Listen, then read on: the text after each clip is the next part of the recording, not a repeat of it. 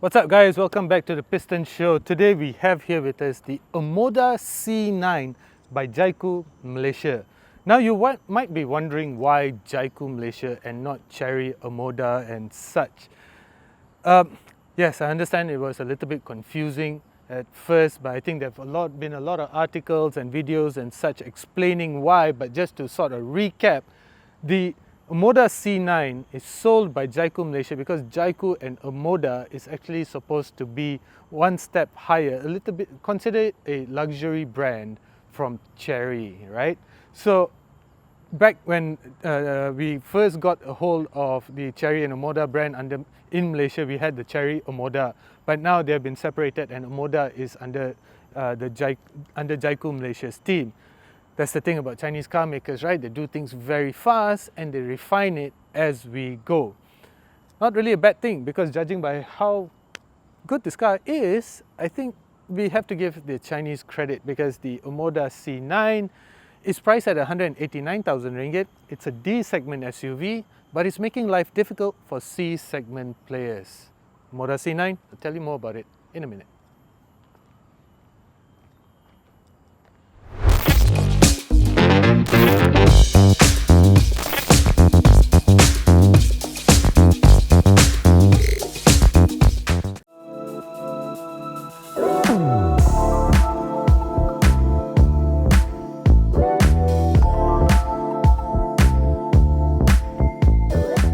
So the C9 is made here in Malaysia, and I've read somewhere that the C9 is currently the only locally assembled car that comes with a matte paint job. Fantastic! But the only thing about the matte paint job is that it can be difficult to take care of, because imagine if you just were to scratch this thing. Even though it's a very shallow scratch, you can't just buff that thing out. So you have to be extra careful with matte paint jobs, but there's no denying that it looks fantastic. Besides that, it also comes with 20-inch wheels, 20 inches, for a car that costs 189 grand.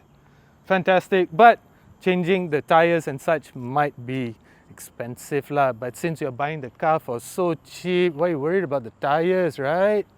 And besides that, you also get this Sigma style daytime running lights with LEDs. Everything looks really good.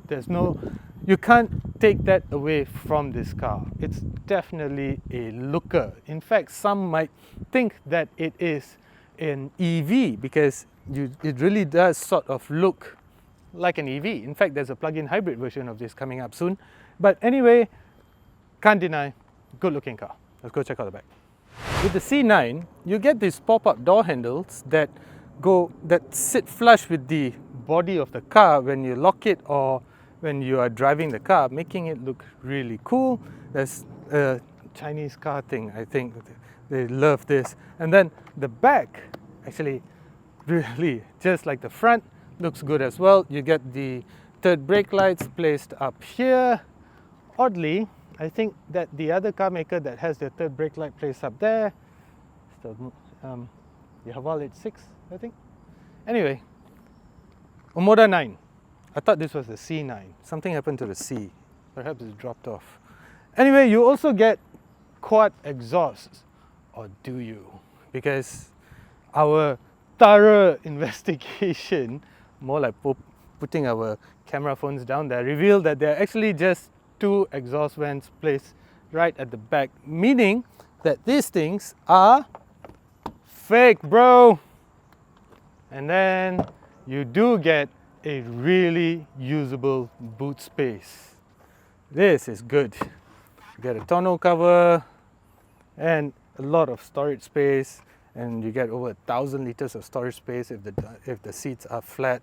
One thing I like though is the carpet for this thing is very plush and makes the boot space look very good. And you get a full-size spare wheel. A full-size spare wheel is something that Jaiku Malaysia is particularly proud of, and they pay particular attention to details like this. I had a conversation, I think it was Emily Lake, the vice president of Jaiku Malaysia, that mentioned that they pay a lot of attention to stuff like ensuring you have a full-size spare wheel, just like you usually used to get in olden days, meaning that there's little to no chance of you getting stranded by the side of the road should you get a flat. The interior of the C9 looks really good, doesn't it? And it is quite impressive. It's a nice place to be in. Everything feels like proper high quality stuff, and it feels like it will last quite a while. And I really don't have a very big bone to pick over here. I do have a couple of things that I need to say. First things first, let me just get the good things out of the way. I've mentioned about the quality, the seats. I mean, these are great seats. They're a little bit on the harder side. I mean, you don't really sit nicely in them. It feels like you're sitting on them rather than sinking into them and having them hold you in place. But that aside, these three dials over here, this is for your air conditioning controls, and this is for your drive modes, which you get 7 drive modes: eco, normal, sport, snow, mud, sand, and off-road. So all of that does a special something to the all-wheel drive system, to the way the accelerator feels, to the way the steering feels, as well as the adaptive suspension, which I'll touch on later. Yes, this car comes with adaptive suspension. Do you know any other car that comes with adaptive suspension at 189 grand? Yeah, neither do I. Anyway, you also get wireless Apple CarPlay, which you access to stuff like this. Oh, where is it? Wireless Apple CarPlay, must. Leapmotor, I'm looking at you when I'm saying this. You must have Apple CarPlay in your car. And this instrument cluster over here, I mean, before I touch on this, I complain about this, let me just show you that this entire thing is one giant screen. Again, very Mercedes-Benz, but there are a lot of things inside here that are very Mercedes-Benz lah. So, but anyway, this instrument cluster over here, how do I say this? It just looks like it wants to confuse the hell out of you while you are driving. There's just so many things. Like, I just can imagine my father driving this car and trying to figure out where the speed reading is. It's overly complicated. I don't like it. It's just too complicated for my liking. And I do appreciate the fact that you get shifter pedals though. This is brilliant. Brings out the true character of the 2-liter engine, makes it more accessible, makes the power more accessible, I mean. You also get a heads-up display, nice, clear reading, fantastic as well. I think it's colorized. I'll need to check that out. Anyway, you get more Mercedes-Benz inspired switches over here. Check out the placement of your seat controls, just as they are in a, you guessed it. So the other things that you should need to that I need to mention are these haptic touch buttons over here on the steering wheel. Not a fan because I have sweaty palms, and when you have sweaty palms, your hand tends to slide all over the place instead of pressing down on it. So haptic buttons on the steering wheel are, again, reminds you of which car maker? Yeah, exactly. So the other thing that I need to mention to you is this double stacked storage space over here. But check out the positioning of the USB port. It's all the way over there. So if you are driving this car alone, man, you would be hard done to reach that USB port, just like I was yesterday. I mean, why? And that's the thing about Chinese car makers. I want to talk to you about that shortly, but let me take your attention back down here and show you what this thing is over here. This clever little thing is actually fragrances for the car. Now I put it in there over here. I can smell it already. And so you can choose 3 different fragrances from here. There, you press on fragrance. So you get, now it's not slotted in, so it says fragrance free. So you get different types of fragrances. And let me just slot this back in.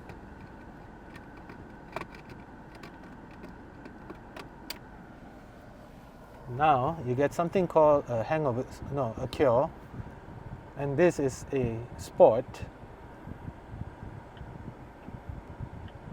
and this is natural.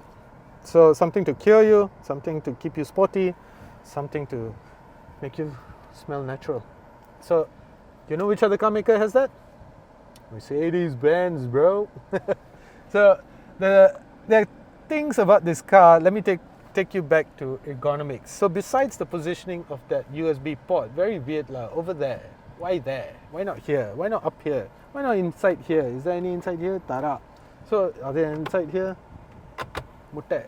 So there's all these things in here that just in terms of ergonomics, I think this is where I'm quite excited about the evolution of the Chinese car makers, because right now they have shown that they can take the best from all the best car makers out there in the world, such as Mercedes-Benz and such, and make it better and cheaper. But along the way, they have forgotten ergonomics, driver ergonomics. Certain things like the placement of that USB, the design of the center console, which gets wider as it goes up and hence pushes your knee this way. So it sort of makes it feel like the position of the pedals are slightly offset, and it makes you feel like you're sitting like that. I'll explain more about this later, but these are certain ergonomics. When you first get in here, you just sort of feel like you can't sit properly. Of course, as you get more well acquainted with this car, everything comes together very nicely, but initially, this is something that will sort of blow your mind, not in a good way. Now, before we explore this car further, particularly the back seats, I'd just like to talk to you a little bit about the menu of this car, because this is part of the ergonomics of the car as well. Now, let me turn the air conditioning down so you can hear me, and it does not, you don't get this buzzing sound. So anyway,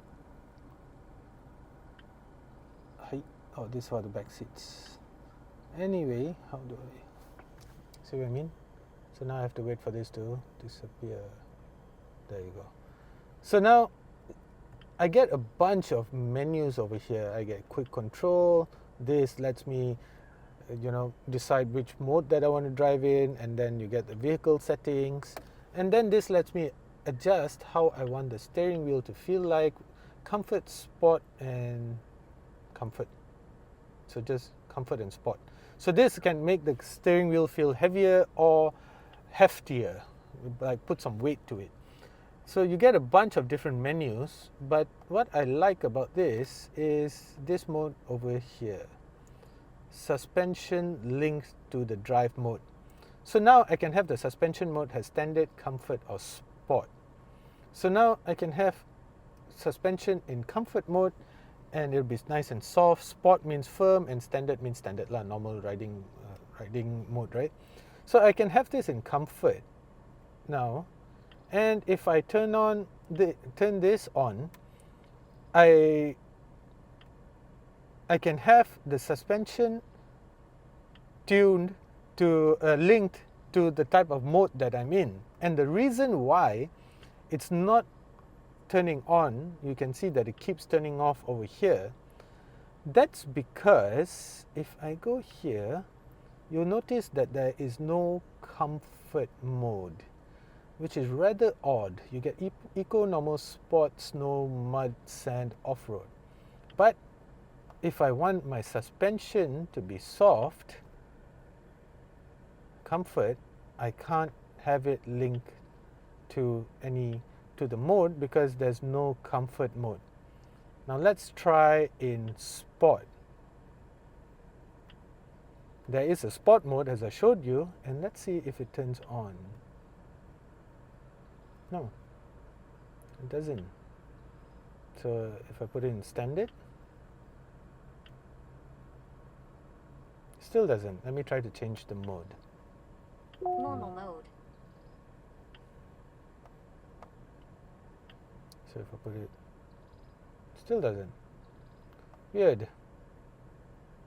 drive mode, memory. No, for some reason, it doesn't let me link the suspension to the drive mode, because that's what it says. Suspension linked to driving mode. But weird. I'll just leave it at that.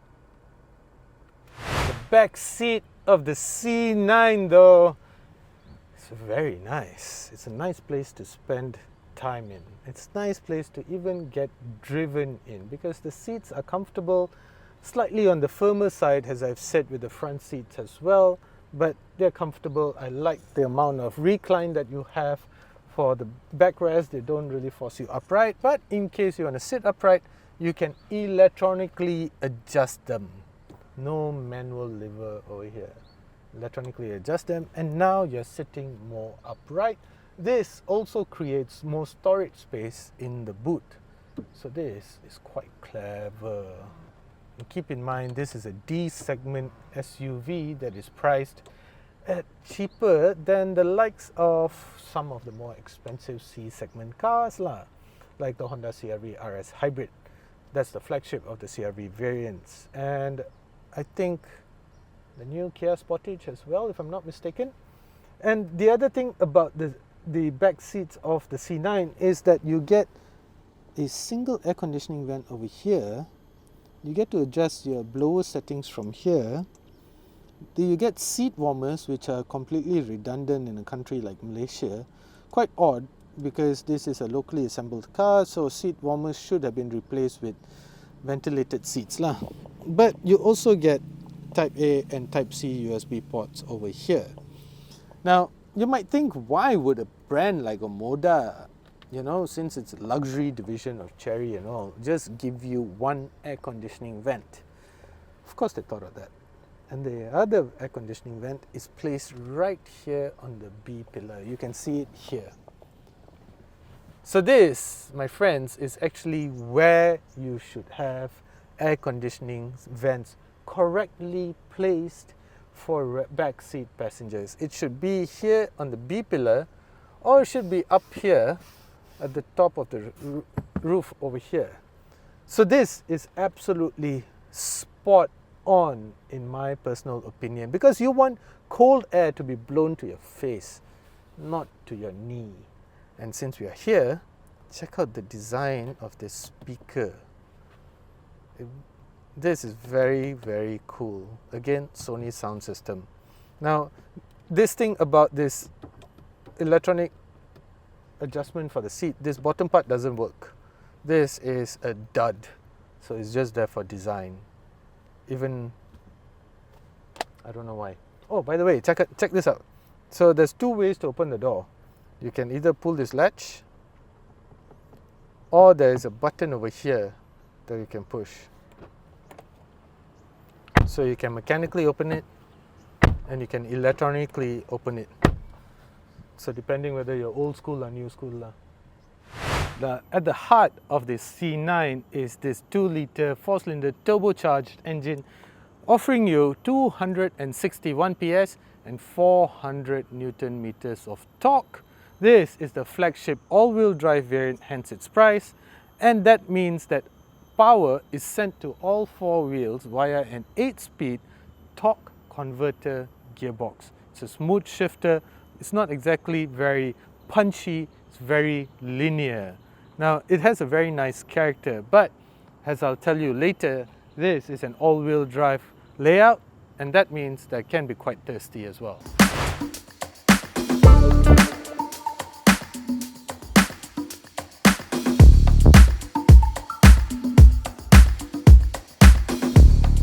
Driving the Omoda C9 it's actually quite a nice experience, but there are a couple of things about it that I feel I should voice out.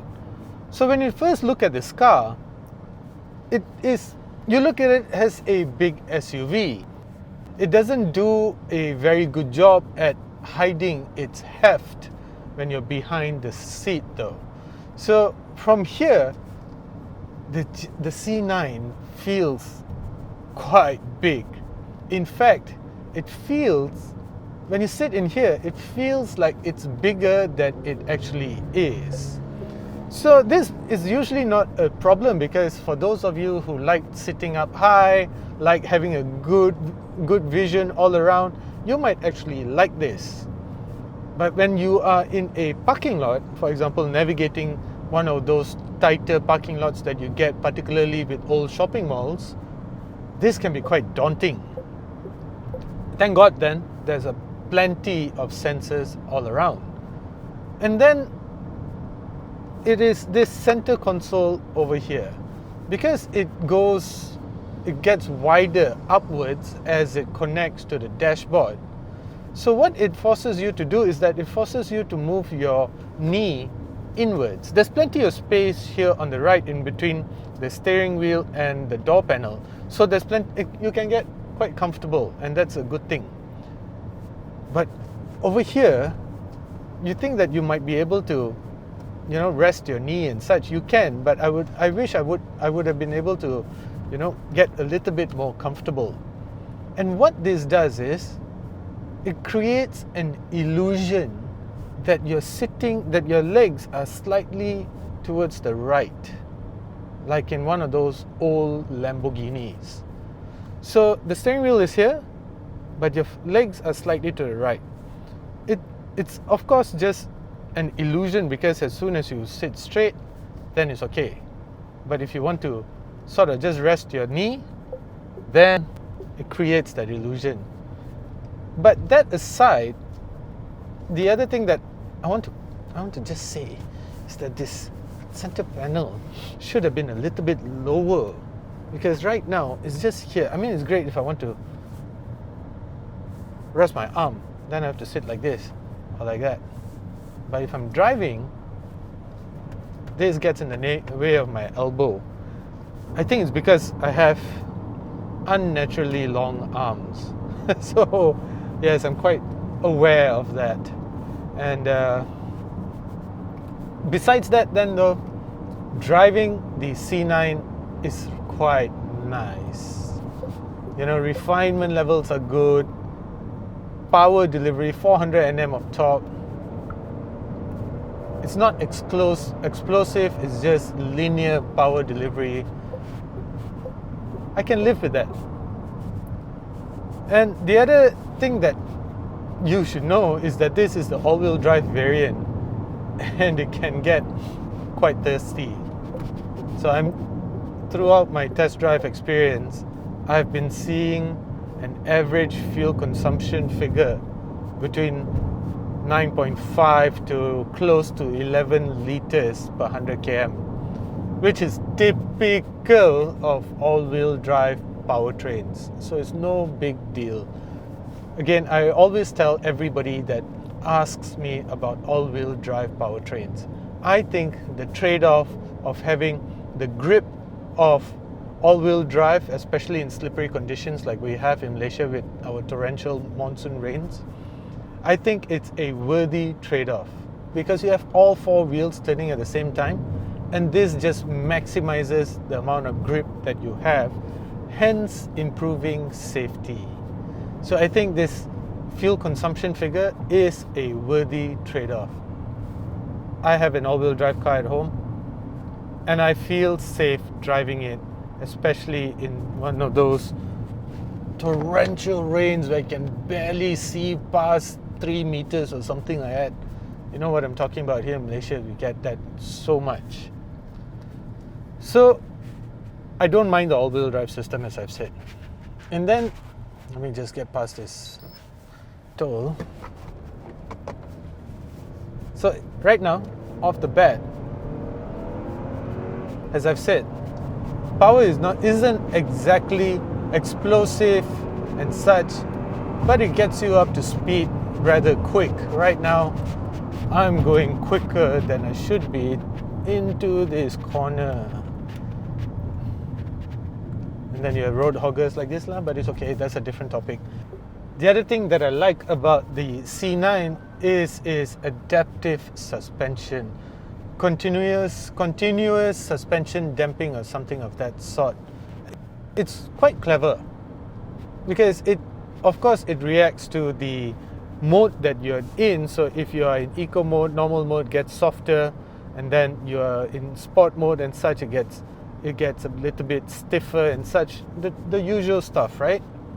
But this is quite unique as well, because you can actually turn it off.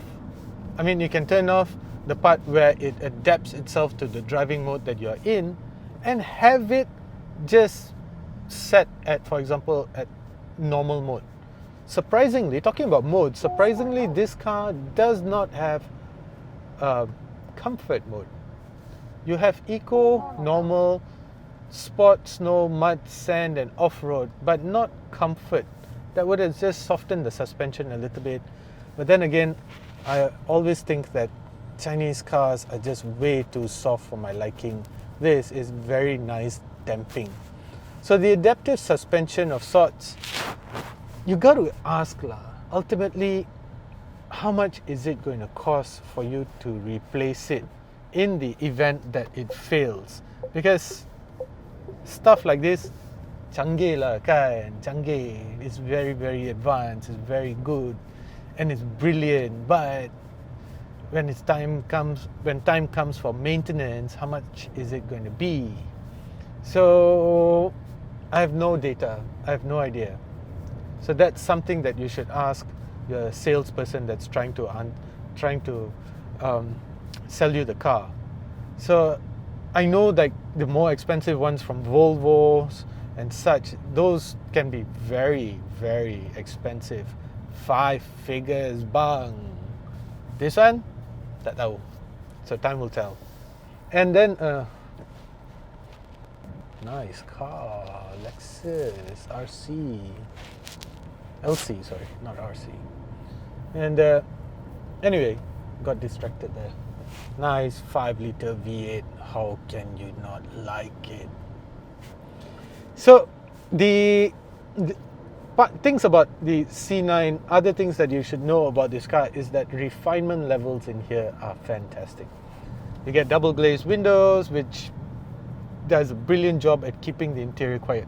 Let's see if I hear this Range Rover. I didn't hear that bike. This Mercedes. No, didn't hear it either. Is there any 2-stroke bike coming? Some of those annoying insect-like sounds that they create. Well, I'm sure I'll pass by one soon. Malaysia lah. And the seats though, I would like to talk about the seats a little bit.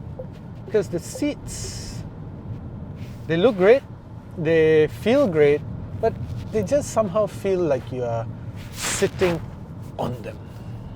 You know, really good seats feel like you're sitting in them. You just sort of they embrace you in comfort. This just sort of, I don't know lah. There's just something that it's not right. Perhaps it's a little bit hard and such. I'm not 100% sure. Another thing that I really, really need you guys to understand about the Omoda C9, but it's not only the C9 that does this, it's a lot of other car makers from People's Republic of China, is this instrument cluster. This instrument cluster feels like you are looking or you're trying to, tell it to do multiple things at the same time. Let me see if I can just calculate how many things. 1, 2, 3, 4, 5, 6, 7, 8, 9, 10, 11, 12, 13, 14, 15, 16, 17, 18, 19, 20, 21, 22, 23, 24, 25, 26, 27, 28, 29, 30, 31. It's showing me 31 different things at the same time.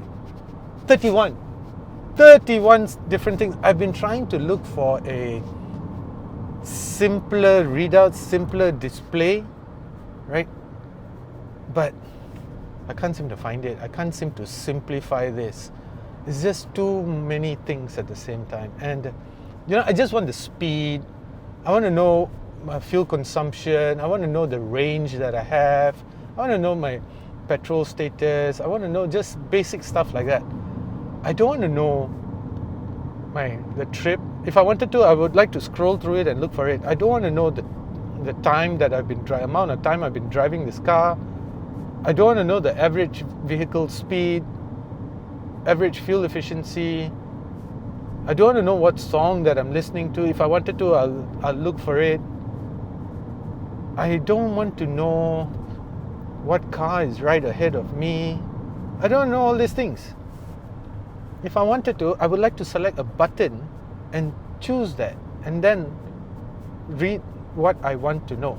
I don't want it to be there because I want a simpler readout that just tells me the essentials. So that is, for me,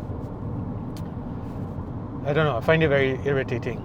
And then there's the sound system though. Sound system deserves a special mention. Sony sound system, Sony sound system, multiple speakers around the car, banging, sounds like a club. It's Friday today, perfect to get you in the mood. And the C9, when we first sat in this car, when it was launched last year, the thing that blew me away was the side door panels, the stitching, the ambient lights everywhere. The other thing that I really liked are the size of the carpets. They are very thick, very Rolls Royce like. I mean, not as thick as that of a Rolls Royce, but almost there. So that is stuff that I look out for, and I like that because it makes the interior feel very nice. You know, you come in here, you put your feet on the carpet, feels nice. You sit on the seats, they may be a little bit stiff, but it's okay. They look good. They're sort of comfortable, you know. And then you see this door panel over here. You see this plush stitching and I think this leather, and it makes you feel like you're in a car that is very expensive, and that is nice. So that's what you get with the Omoda C9. Yes, there are a couple of things that are irritating, like the instrument cluster, there are a couple of things like that. And then, you know, the back seats are fantastic as well. So for your family, it's brilliant.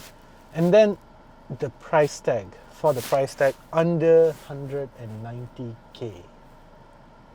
Kind of made life difficult for Honda in the CR-V, because if you have never driven the Honda CR-V hybrid and you're just going to compare spec sheet to spec sheet, then suddenly the Honda doesn't make a lot of sense. But once you drive the Honda, you'll know that it's also a very nice car to drive. Refinement levels, I would argue, that are up to or perhaps even better than the Omoda C9. It's very quiet. No, the Honda CR-V hybrid, you should really go drive the car. It's really very quiet, and I like that. You know, if you want a loud car, brash and such, buy a sports car. Why a C or D segment SUV? You buy this car because you want to be comfortable, ma. And this is what it does very well, law. Omoda C9. Just really the Chinese, even though they claim a lot of stuff from Mercedes-Benz, which just irritates me. But they do such a good job. It's nice. So the Omoda C9 at 189,000 ringgit seems like a good deal, doesn't it? You also get a 7-year or 150,000 kilometer warranty on the car. But I suggest that you visit Jaiku Malaysia's or Omoda Malaysia's website, because the 7-year warranty does not cover everything. There are certain parts about the car that are only covered by a 2 or a 3-year warranty, and that is detailed in the website of Omoda, or was it Jaiku? I read it, but it's just too long, too detailed. So I suggest that before you look into this car, go and check out the warranty and read the fine print, because not everything is covered by the 7-year warranty. It checks almost all the boxes. Ergonomics aside, it's also quite nice to drive.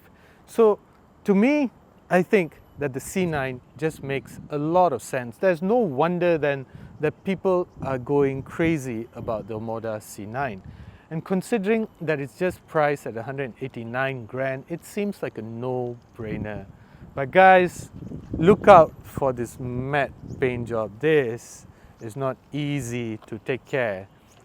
In fact, if you are looking at this car, I suggest get it wrapped in that same color so you don't take away its character of the car, because taking care of this is not going to be easy. I had a car like this before and I wouldn't do it again. Anyway guys, thank you for watching. I'm Kashi Dylan and I just told you about the Omoda C9. Thank you for watching again. Do hit that subscribe button.